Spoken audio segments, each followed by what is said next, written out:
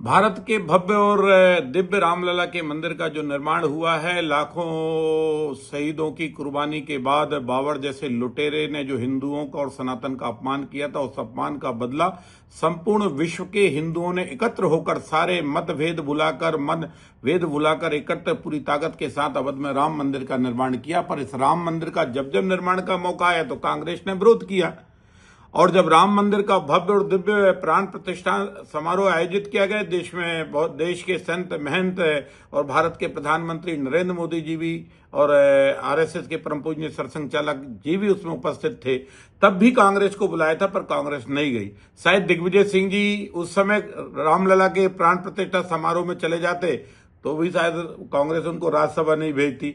और अब दिग्विजय सिंह जी ये महसूस कर चुके हैं कि रामलला के दर्शन ही करो, कांग्रेस उन्हें राज्यसभा नहीं भेजेगी।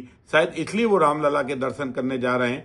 पर जिंदगी में राम अगर है तो काम जरूर आएगा, क्योंकि राम जिसके साथ होता है जीत भी उसी की होती है, विजय भी उसको प्राप्त होता है। और इसलिए हमारे धर्म ग्रंथों में कहा गया है कि सत्य कभी पराजित नहीं होता। काश यही सत्य इस हिंदुस्तान की राजनीति समझ लेती तो अवध का राम मंदिर कई वर्षों पहले बन जाता।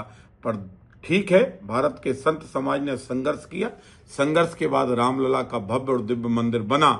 करोड़ों हिंदू अवध के राम मंदिर के दर्शन करने जाते हैं, और रामलला के दर्शन के बाद वो इस बात को कहते हैं कि 500 साल बाद भी हिंदुओं ने बदला लिया। इसका मतलब हिंदू अपने धर्म के प्रति, अपने देश के प्रति, अपनी संस्कृति के प्रति और अपनी गौ माता और अपनी बेटी के प्रति सदैव निष्ठावान था, है। चलो दिग्विजय सिंह जी, आप रामलला के दर्शन करने जाएंगे तो दर्शन भी करिए, उन शहीदों को नमन भी करिए जिनने 92 में गोली खाई, जिन्हें आपके कई लोगों ने मिलकर मारा, और तो और जिन रामलला को आपकी दल ने काल्पनिक कहा, आज श्री रामलला के आप दर्शन करके उनको बताइए कि रामलला काल्पनिक नहीं है, रामलला ही यथार्थ हैं।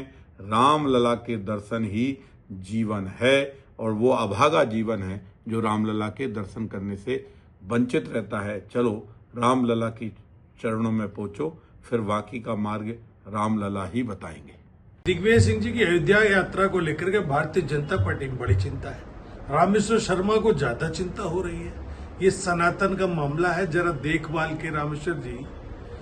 आप जितनी बातें करते हैं उतनी करनी में तो कहीं आपकी दिखती नहीं है। दिग्विजय सिंह जी ने राम मंदिर निर्माण में पैसा दिया है, जिसे चंदा कहते हैं। आपका कितना पैसा पहुंचा ये बताना पड़ेगा। कांग्रेस का कोई भी व्यक्ति राम मंदिर निर्माण में सदस्यता शुल्क देता है या राम मंदिर निर्माण में चंदा देता है तो भारतीय जनता पार्टी को तकलीफ हो जाती है। आज अगर दिग्विजय सिंह जी राम मंदिर में दर्शन करने जा रहे हैं तो इसमें सनातन का कौन सा अपमान हो गया? जितने बड़े सनातनी दिग्विजय सिंह जी हैं उतने बड़े तो रामेश्वर शर्मा नहीं है। मैं ये कहता हूं कि इसकी प्रशंसा की जानी चाहिए। इसको लेकर के तंज और इसको लेकर व्यंग करने की क्या जरूरत है?